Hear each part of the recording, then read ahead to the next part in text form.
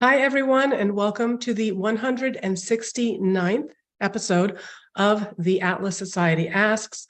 My name is Jennifer Grossman. Most of you know me as JAG. I'm the CEO of the Atlas Society. We are the leading nonprofit organization engaging young people with the ideas of Ayn Rand in a variety of ways, including artistically, visual, graphic novels, animated videos, and even music. Today, we are joined by Jorge Díaz Cuervo. Before I even begin to introduce our guest, I want to remind all of you who are watching us on Zoom, Instagram, Twitter, Facebook, LinkedIn, YouTube, you can use the comment section to start typing in your questions, and we are going to get to as many of those as we can. Our guest, Jorge Díaz Cuervo, is president of the newly founded Universidad de la Libertad in Mexico City, which our 2023 Atlas Society Gala honoree, Ricardo Salinas, created to help students learn the principles of liberty-minded society and to build a culture of leadership.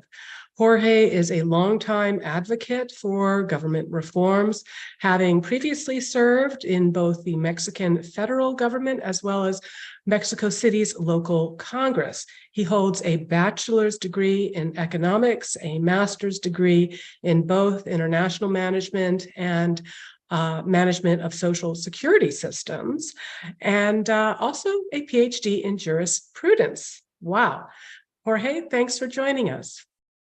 Thank you, Jennifer, for having me. It's a pleasure. So I want everybody to know I'm really excited about this interview because the Atlas Society and the university have some plans in the work for a really robust collaboration, which you will be hearing about down the road. But let's go back all the way to the beginning. Our audience loves to start in hearing about our guests' origin stories. So perhaps you'll share a bit about where you grew up, any early influences that pointed you on the path that you are now leading this university.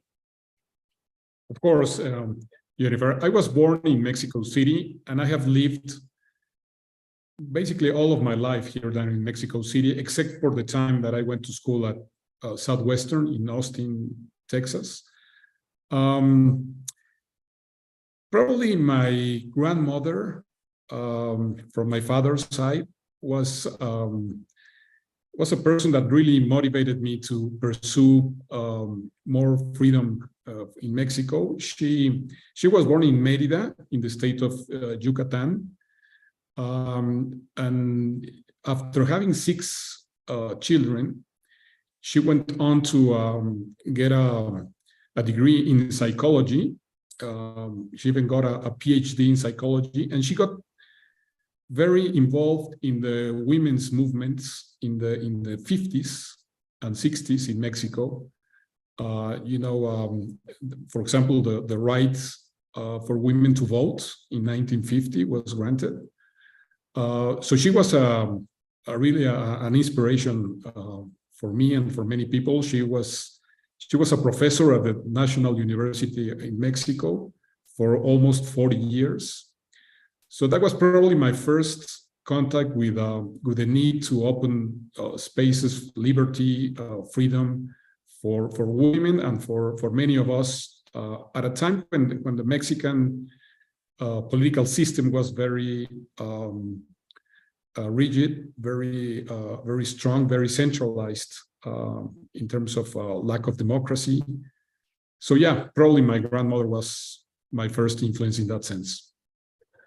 I love that story, and I am woefully ignorant about Mexican political history. I had no idea that the women of Mexico won the franchise to vote so relatively recently. Actually, I know that Ayn Rand came to the United States, I think, in the early 1920s, just 6 years after women won the right to vote. But of course, every country is different, and we'll get into some of that later on.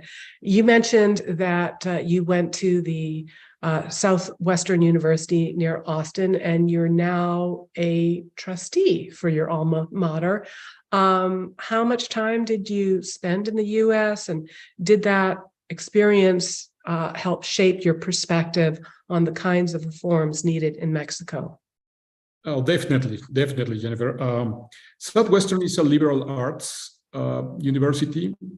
Actually, it's the oldest university in Texas. It was founded 183 years ago in 1940, when Texas was an independent republic. Between 1936 or 37 till 1942 or 43, Texas was a republic before it joined the Union. So it was the first university to be founded in the state of Texas. So it's an old institution. It's a liberal arts institution. It's a private, small institution. And what I found very interesting, at least for me, is this emphasis they put on finding connections between different fields of study. That's the basis of liberal arts education. So I was there from 1987 till 1991 for 4 years. And it was the time, Jennifer, when in Mexico, the president at that time, Carlos Salinas de Gortari, really embarked Mexico in very important economic reforms. He downsized the government in a very important manner. He's recognized as a neoliberal president. He really put Mexican economy in touch with the world. The NAFTA, the first free trade agreement with the US and Canada, was signed in 1994. So it was like at that time when I was finishing my studies at Southwestern, that a lot of liberal reforms were going on in Mexico. So it was very easy to relate what I was, studying at Southwestern and what was happening in my country. So that's why as soon as I came back to Mexico, I really got involved in several positions throughout the years in the federal government, pursuing these reform policies, trying to build a much more open economy based on competition, on merit, on global markets, on entrepreneurship. So yeah, it was very important for me having the opportunity to study at Southwestern, and now I'm enjoying. I can't tell you how much I'm enjoying being a trustee at Southwestern and seeing how an old institution is always trying to innovate and to change. Well, hopefully for the better, because I know that we have a lot of old universities here in the United States, including my alma mater at Harvard, which just was ranked as being the least free in terms of freedom of speech and censorship on campus. So we're going to get into that because there have been a kind of a trend here in the United States of this woke ideology. And by that, I mean this idea that, you elevate victimhood as having some kind of superior moral status, and that oppression is everywhere, and only if you are awake to it are you really in touch with the systemic oppression that is everywhere. So there have been a lot of changes in universities, and I would tend to think that Southwestern, being right there in keep it weird Austin, might have some problems. But what I really want to get to, which is the main meat of this interview, is the Universidad de la Libertad, and how it was that you decided to, you and Salinas decided to start it, and what was the need for it. I think that there have been other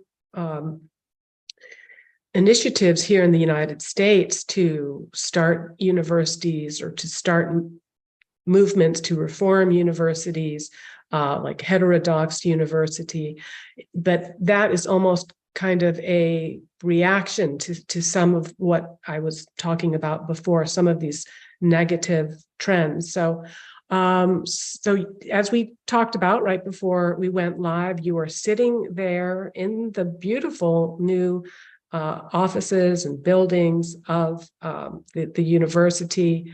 Tell us a little bit about the project. How did it get started? What were some of the challenges that had to be overcome to bring such an enormous project to reality? Okay, so this project has been in Ricardo Salinas' mind for several years.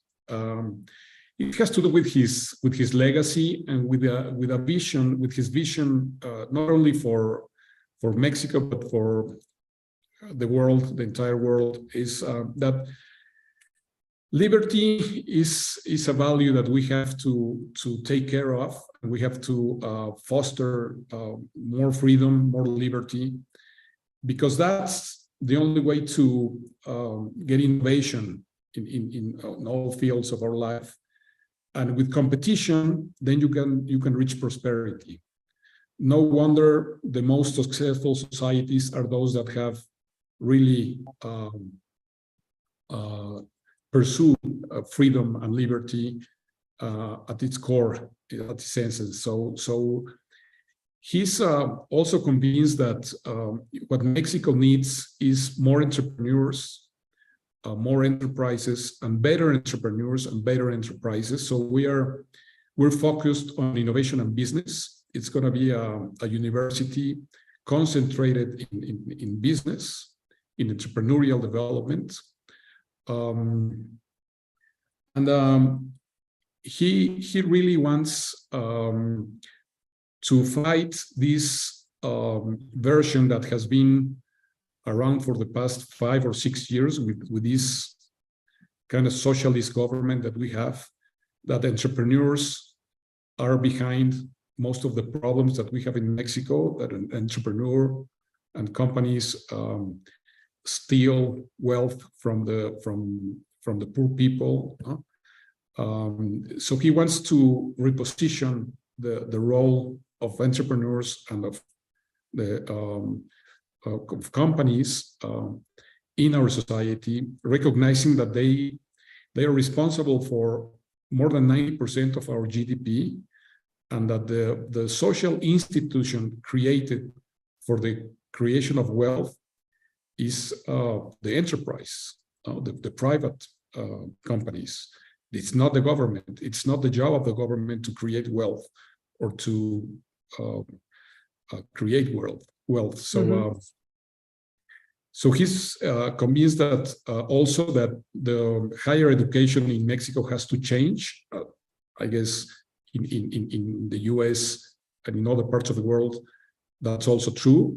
It's incredible, but if you see what has happened in the last 150 years, how much our life has changed, how much the world has changed. And if you see a classroom in the late 19th century and you see a typical classroom today, nothing has changed. You know, the way we teach and we get taught is basically the same as 100. Right. It's like back to even the ancient Greece. It's one person behind a podium, a bunch of people sitting in desks. And like you said, I mean, there have been just so many technological revolutions in terms of how we democratize content, and yet the universities stay the same. So what I understand is that part of the mission of the university is also to find more effective ways of educating these young people. Exactly. And let me tell you something. I mean, it is much more easier when you're starting from scratch. Yes, so true. Innovative and to do things differently than when you have an old institution, a big institution, and trying to move that elephant just a little bit takes a lot of effort and work. I mean, I'm not saying they don't have to change. I'm just saying it's much more difficult for them than for new projects like us to start doing things differently. So yeah, that system of passively listening as a student, taking notes, and the night before the exam, just trying to memorize everything, just to forget it after the exam, and with the only objective of passing the exam, and spending 4 years doing that, I think it's not worth it anymore. I mean, we have to use different techniques in a much more active learning methods, intentional learning methods, with a completely different role in terms of the professor, no? More like a facilitator, and leaving the learning process to the students. I mean, they are the ones who have to be responsible for the learning process. So yeah, we're doing things in a completely different manner, Jennifer, with a lot of help from, for example, from Minerva University, from San Francisco, which is it's a 15-year-old project, which is ranked #1 in innovation in education right now, worldwide, with Universidad Francisco Marroquín in terms of the liberal core of our program, with Southwestern University. So we're partnering with a lot of institutions, a lot of universities who are concerned about liberty, freedom, and innovation. And responding to what you said, that one of the biggest challenges we've had to face is leading with our government authorities in terms of the accreditation of our program. They are very traditional. They don't like change. So we had to work a lot in kind of a translation of what we're going to do and what's going to happen in this university and what they want to hear that's going to happen. So we had to do this translation so that we can get our accreditation on time. I guess that was one of the biggest challenges in terms of a government that wants to control everything, and they feel they know better. So that is always battling the bureaucracy. So how long did that, I mean, not only is the campus open, it's built, it's there. You said the students started on Monday, was that right? 10 days ago, yeah, Monday the 4th. Yeah, so it's, but you know, that is what we can see. When was this project kind of a twinkling in Ricardo Salinas's eye? How long did it take? And probably, like with any kind of building process, the permitting, getting the approvals probably took the longest, but has this been a decade-long project? How long has it been in the works? Yeah, he has been thinking about this project at least 10 years ago. He started thinking about it. He was willing to start when the pandemic hit us. But we've been working in this project for the past 2.5 years. It took us 2.5 years to finally reach this point. We have 97 fabulous students in this inaugural class. And will it be a 4-year? Is it a 4-year matriculation like regular schools? It depends on how many credits or courses you take per trimester. We're working on trimesters, not semesters. And you can finish in 3 years if you really are a full-time student. But we believe that in general, most of our students will finish in 4 years. Yeah. Well, you know, I can see what you're saying about how it can be easier to start something on your own rather than trying to reform an existing institution. And it's always a frustration of mine because even my classmate, Ken Griffin, who's endowed Harvard with just tens and tens of millions of dollars. And rather than gratitude, he gets reviled by the leftists at the university. And the mindset, of entrepreneurs, of people that find a way to satisfy a billion needs, to innovate, and to create great wealth, that kind of mindset can be very, very different than the kind of academic mindset. So expecting that young people are going to somehow manage to become entrepreneurs after spending 3 or 4 years with people who have never been entrepreneurs, have been professional academics all one's life. And I'm hopeful that you'll take advantage of all of the great resources that Ayn Rand herself created. I mean, one of the things in talking about innovation and talking about elevating the role of the entrepreneur, and pushing back against this kind of, very old Marxist canard that the people that are creating new products and services are somehow taking something away. That's another one of my pet peeves, is whenever businessmen come and get an award, and we all know the line, they always say, well, I really believe in giving back. And I always think, what did you take away? Actually, you've spent your entire professional life creating abundance, giving something to the community, a better product, a more convenient service, providing value. That's what you've been doing. Otherwise, you would not have, been able to be so successful.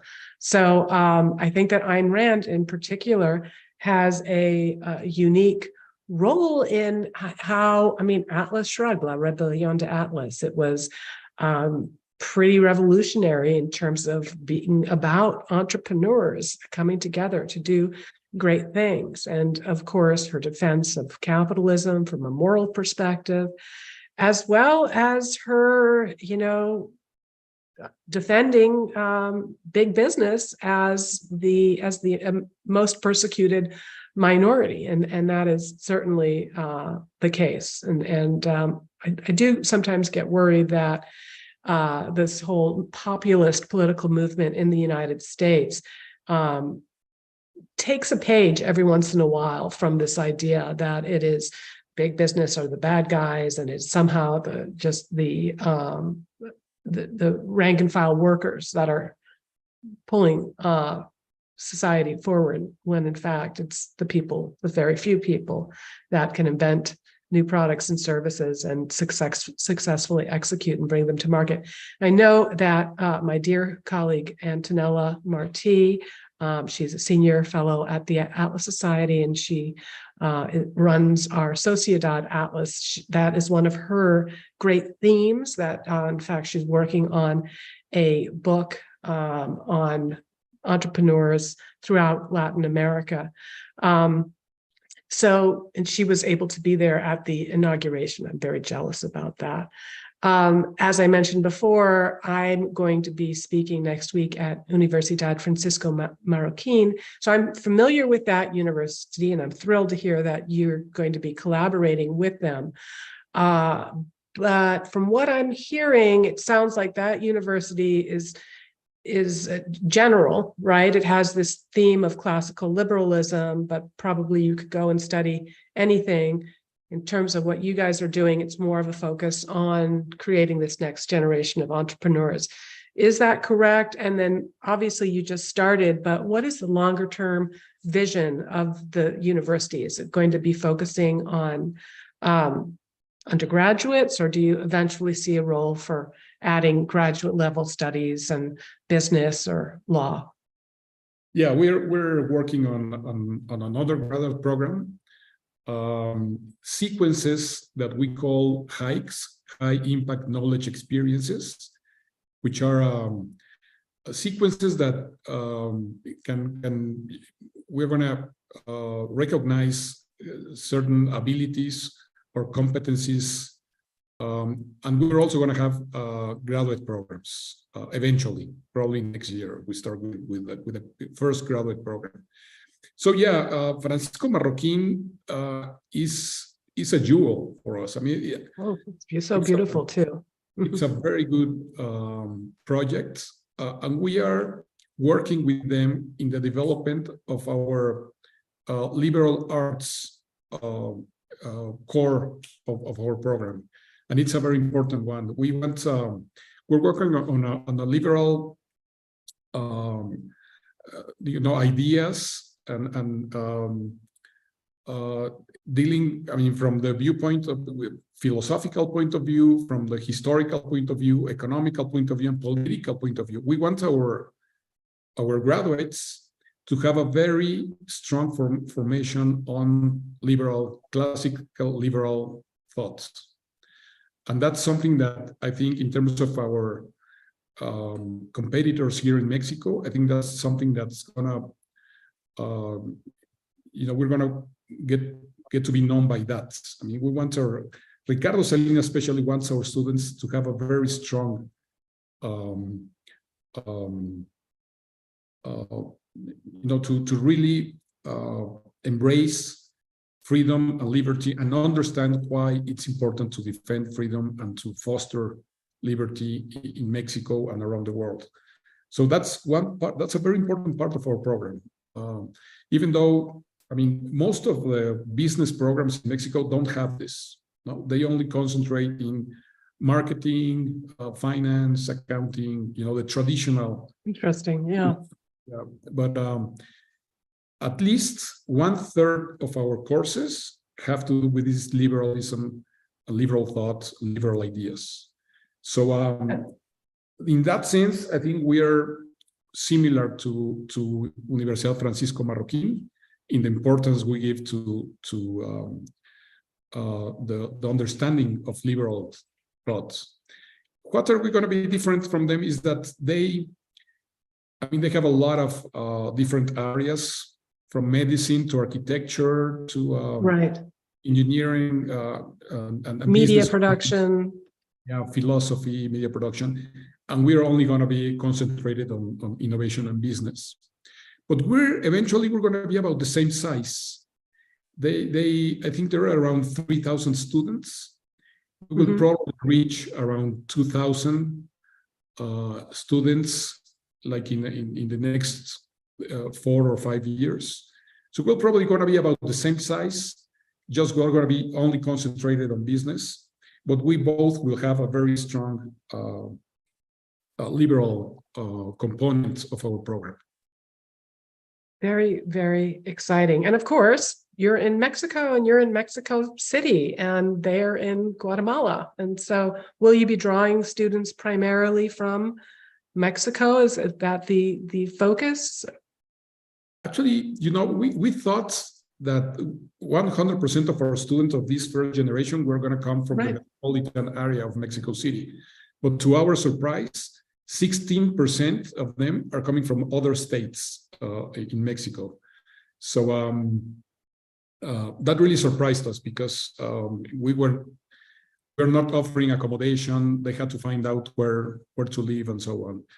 And we want to get into a lot of memorandum of understandings for exchanges for students. We want our students to spend at least a year abroad.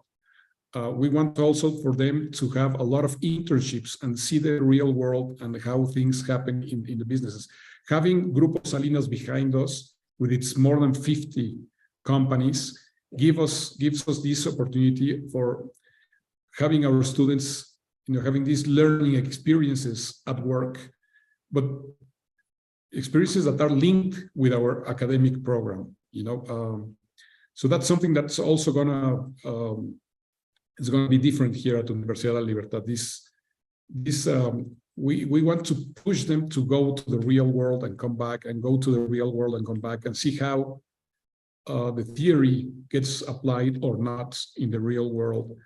And also we're looking that most of our facilitators or professors are people that are successful, that have already been successful, either creating new businesses or as executives or managing successful businesses.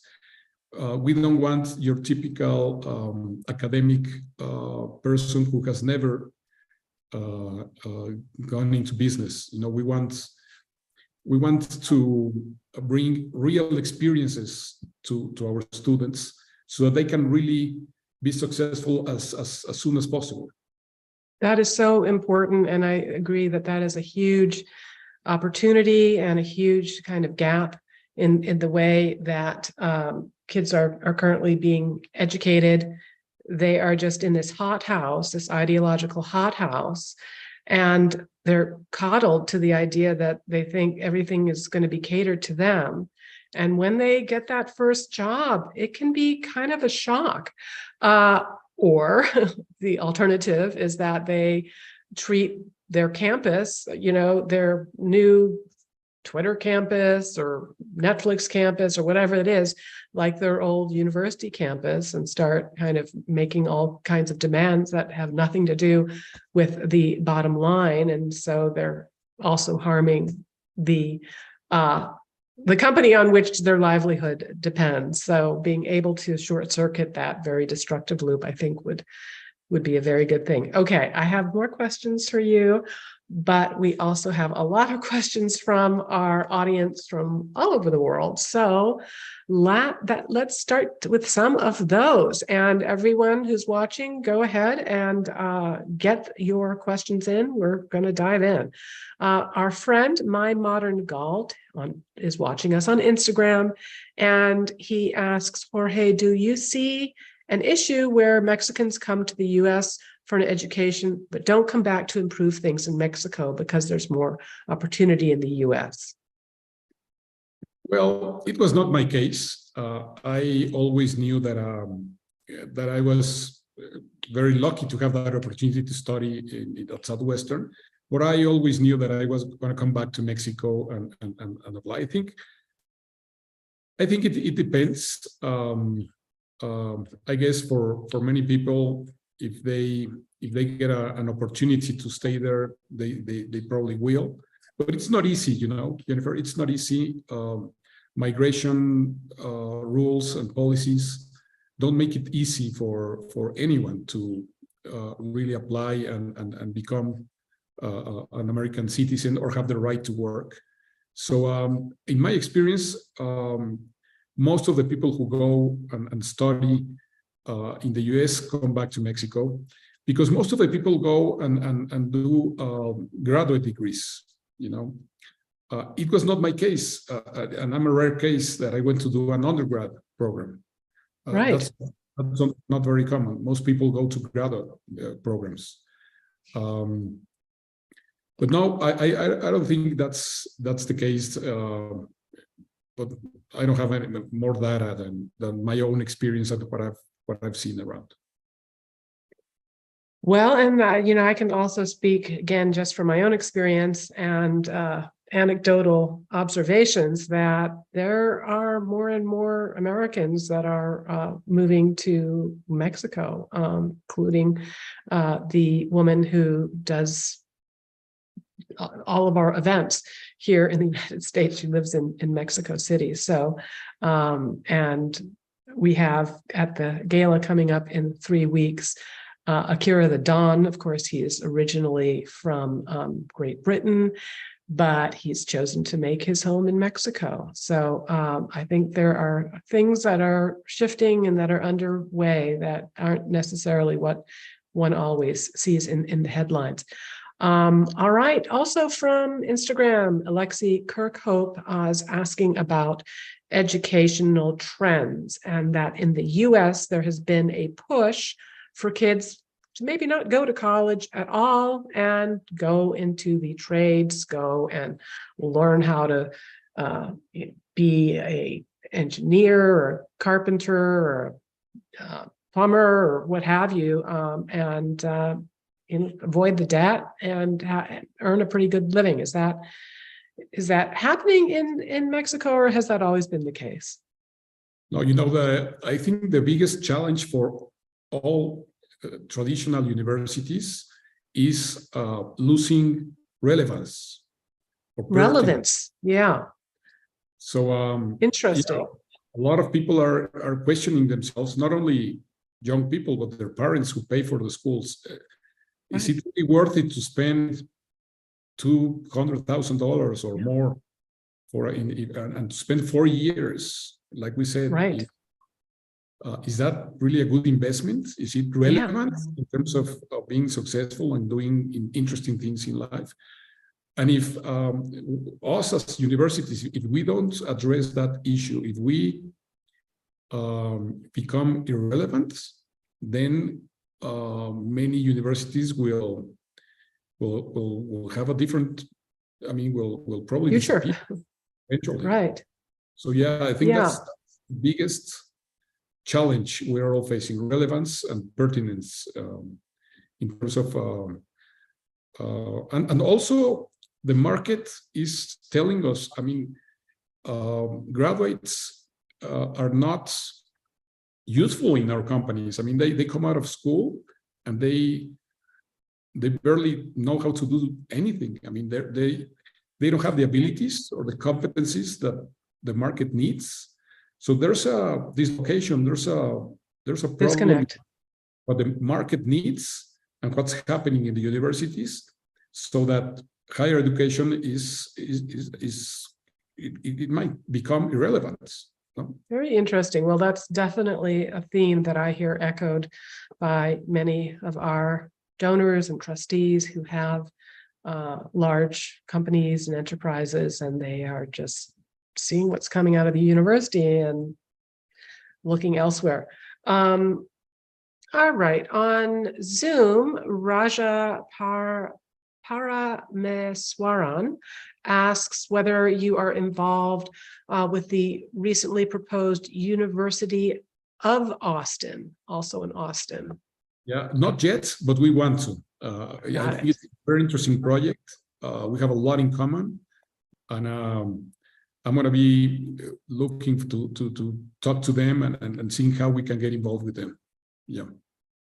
Okay, from Twitter, X, Cade Wallace asks, is government corruption an issue in trying to establish the university? I suppose it's always going to be an issue if they're like, well, yeah, we need you to say this, or we'll get to approving this whenever we get to approving it. It's very difficult because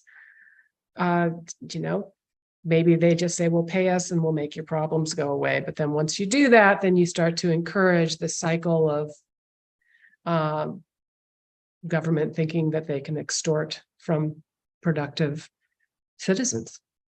No, we did not face corruption. What we faced was, like I said, indifference and unwillingness to understand a new educational project.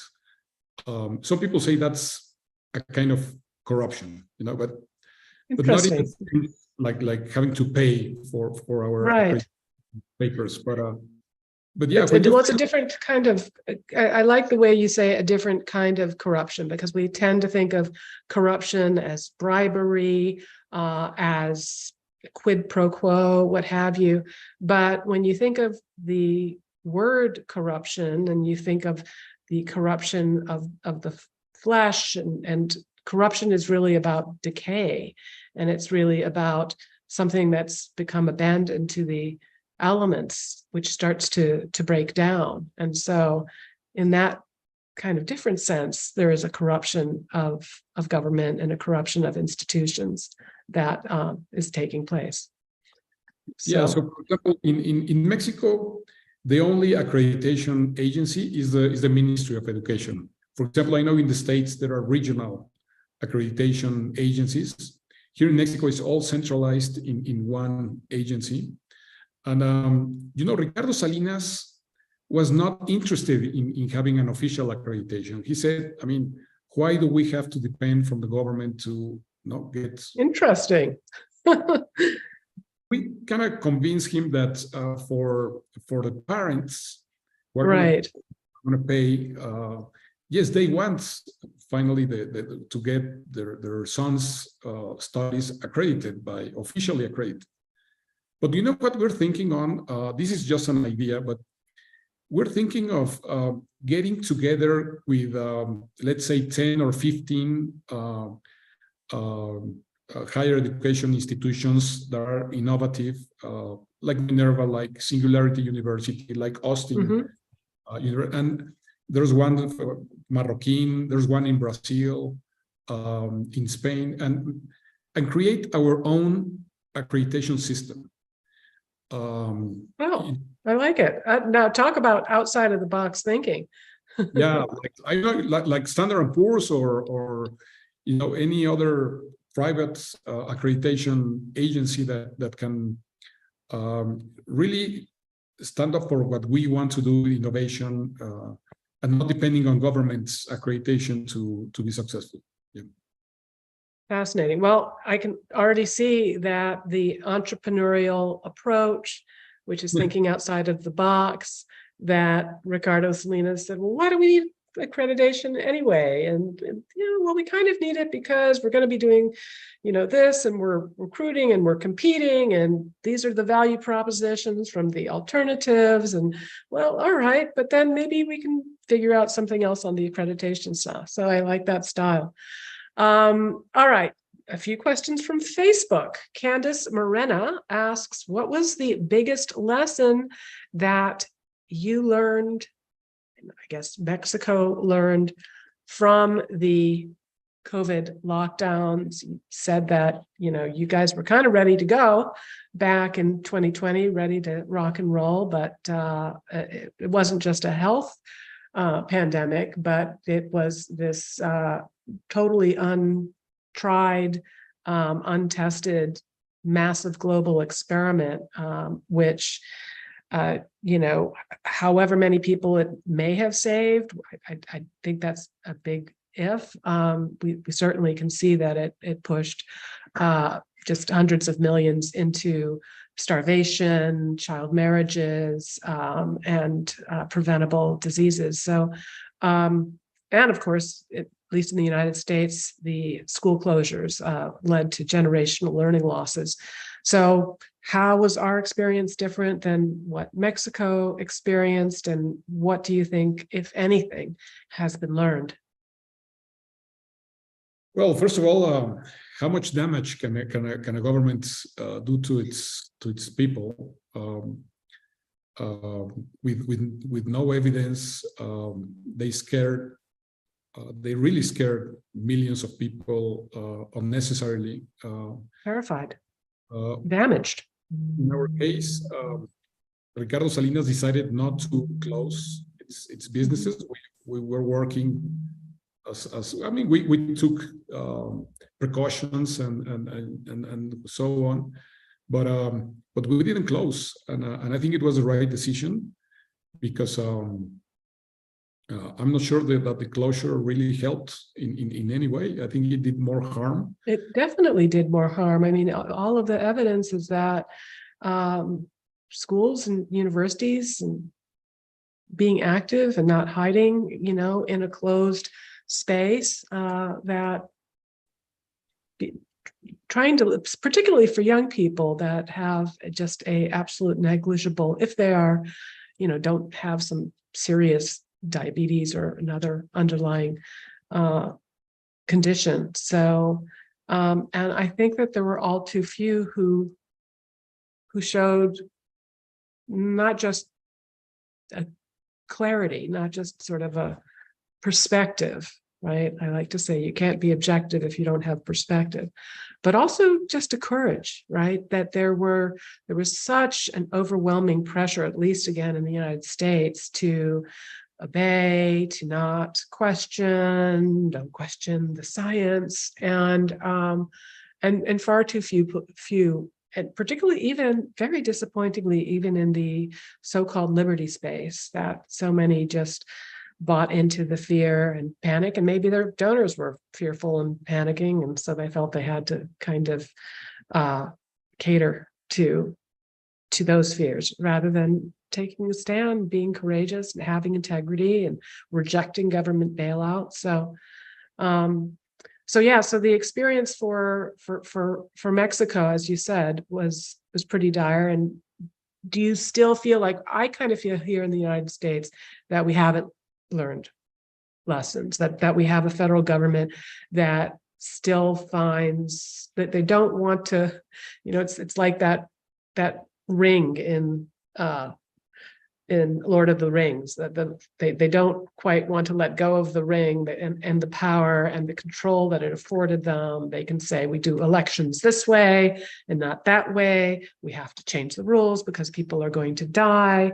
You have to pay off our friends at the teachers' unions and do this with the schools. And it just, I think there was a lot of corruption actually that went on. If I may share two terrible things that happened here in Mexico and one thing that was good. Other two things that were terrible. First, they closed schools for almost 2 years.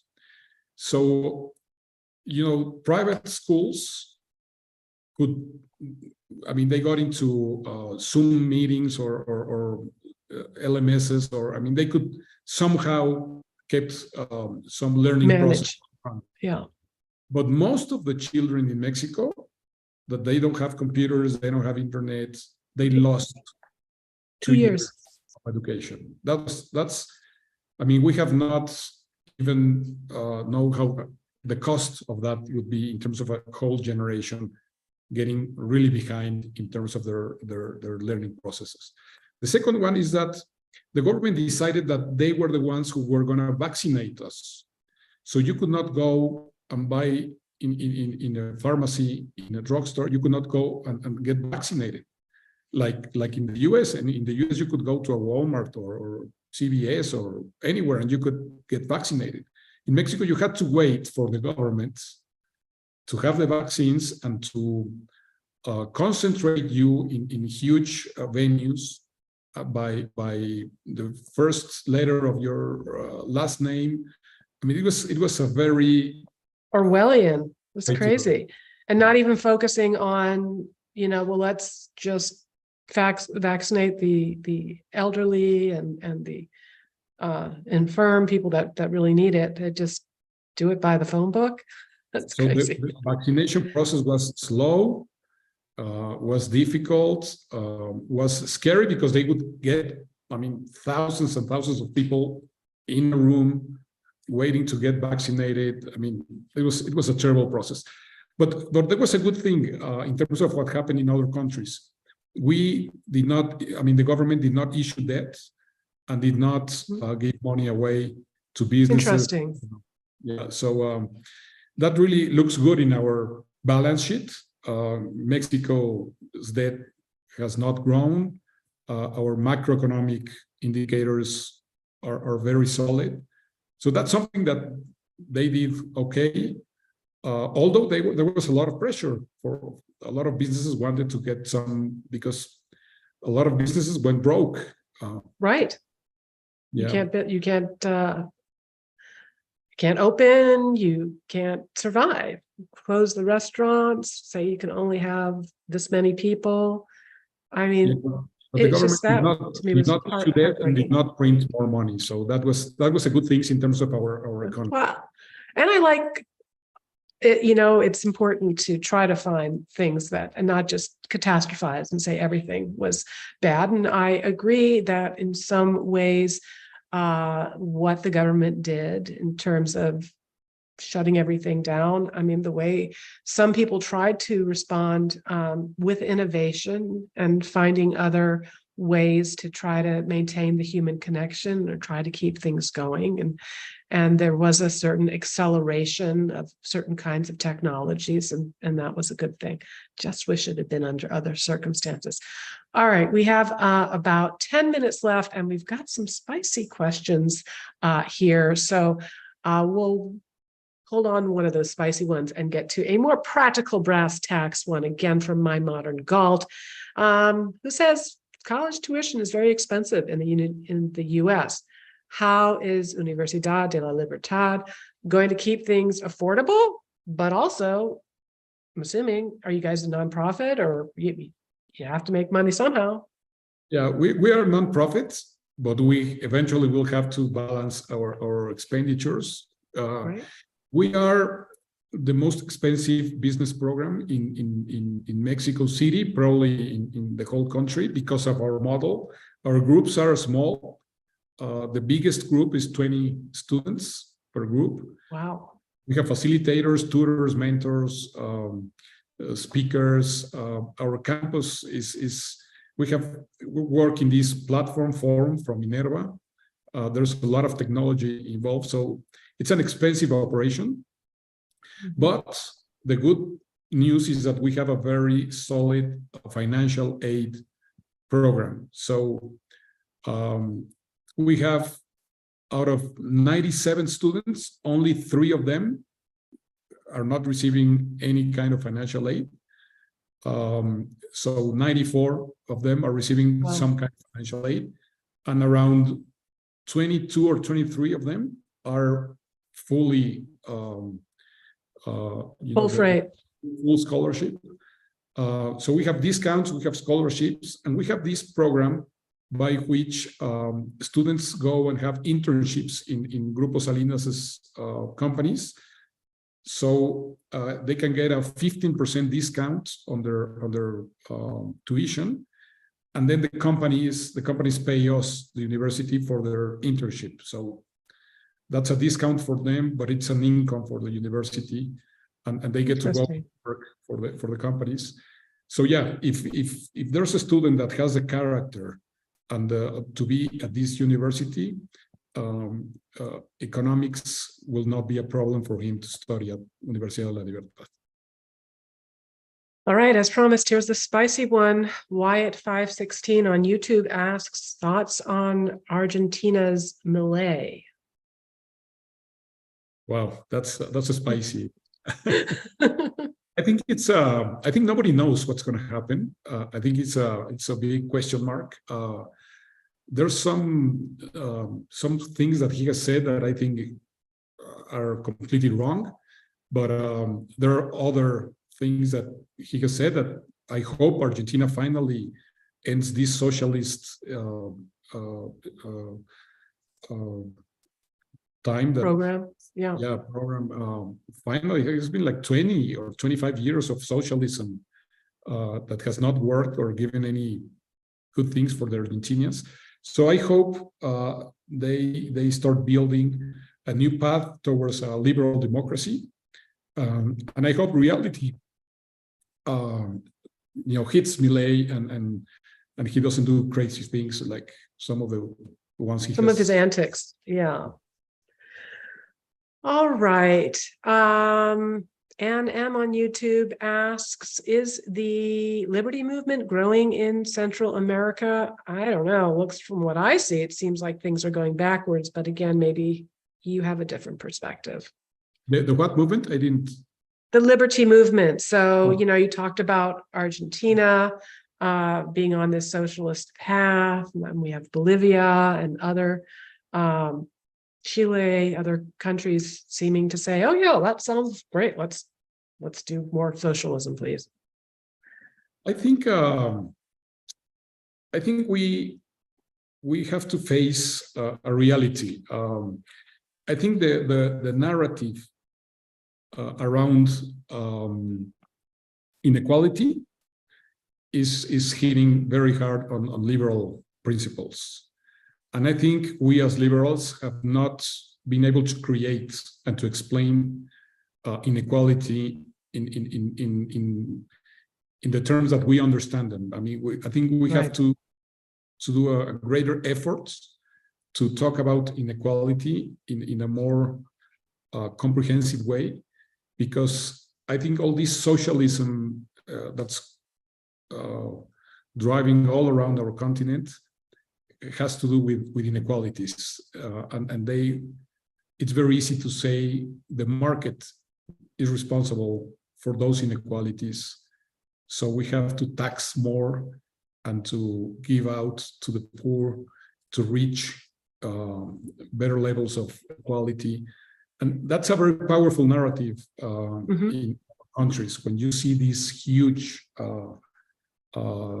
differences between social classes, we all know that Latin America is the most inequality continent or subcontinent in the world. So I think that's that's hitting, and that's what, in my opinion, that's why what explains all these socialist governments that I mean what they talk about finally is about inequality, and they offer to get to level up the or level down, more likely. yeah. Well, no, I think, and that strikes a nerve, and that's when I spoke about what I'll be talking about at UFM next week, putting the capital back in capitalism, because it starts with looking at the inequality. And so, I think people think that people who are billionaires or who have amassed enormous wealth, that they're just, like that Scrooge McDuck, that old cartoon character, that they're just skiing down mountains of money, and they're just spending it on luxuries. But in fact, what I see, aside from the fact that the people who have made tremendous financial success through business, that they're extremely philanthropic, but equally, if not more importantly, they are the seeds for all of the progress of tomorrow by putting capital. All of these startups that I have a crazy idea for an electric car. I have an idea for a flying car. I have an idea for making, desalination, what have you, that they come from somewhere. And if you say, you know what, I'm not going to be able to put money into these, and by the way, take a risk, because 70% of all of these startups fail. So I'm not going to be able to invest in your company with only a 30% chance of making a return, because the government is going to take that, because it's abolishing inequality, and it's going to just put it out there and keep a fair cut for themselves in the process. But it's just the way down, and it doesn't work. So I think you've really hit upon something. And again, I think that Ayn Rand has a really important answer to that. Okay, so everyone, Jackson Sinclair and Cal Vinian, Habizian, and the rest of you, Malcolm Holmes, I see a lot of great questions here. But guess what, folks? We have 3 minutes left. So we've had such a wonderful time. Time has flown, and we're almost at the top of the hour. So I want to ask our guest, Jorge, if you have any final thoughts or things that we didn't cover that you'd like to share with this audience. Well, I think time is the most valuable asset we have. And I think we have to work harder, Jennifer, in terms of constructing these new narratives in terms of why freedom and liberty are the way to generating much more prosperity. And we have to fight back. And I think that's why Universidad, Libertad really wants to work with you. With of course, it's a reference for us. And I hope we can host an important event for you here in Mexico City as soon as possible. And thank you very much. I really appreciated this opportunity to reach out and for you all to get to know a new project funded by a person who's completely committed with freedom and with liberty. He truly is a modern day John Galt, and we're grateful that Ricardo Salinas is not shrugging, but in fact is helping to turn things around, and can often be just one extraordinary and visionary individual, and the people that he gathers around him and he chooses on his team that can change the course of history. And I think that's actually what we're witnessing right now with this extraordinary venture of the Universidad de la Libertad in Mexico City. I'm so excited to visit, and I don't know if my trustees will let me, because who knows, I might never come back and decide to stay with you. So thank you, Jorge. And I want to thank all of you who have joined us today. If you enjoyed this video, if you enjoy the work of the Atlas Society, if you're not the kind of person that walks by and takes but doesn't give, then go ahead. Consider making a tax-deductible donation to the Atlas Society. It will be matched by our trustees. And most importantly, everyone, 3 weeks minus 1 day, it is counting down. I'm going to be in Miami, where we are honoring Ricardo Salinas. This is going to be an extraordinary event. Michael Saylor is going to be presenting the award. And of course, Akira the Don is going to be premiering this great new Meaning Wave tribute to Ayn Rand. So we hope to see you there, and we'll see you again.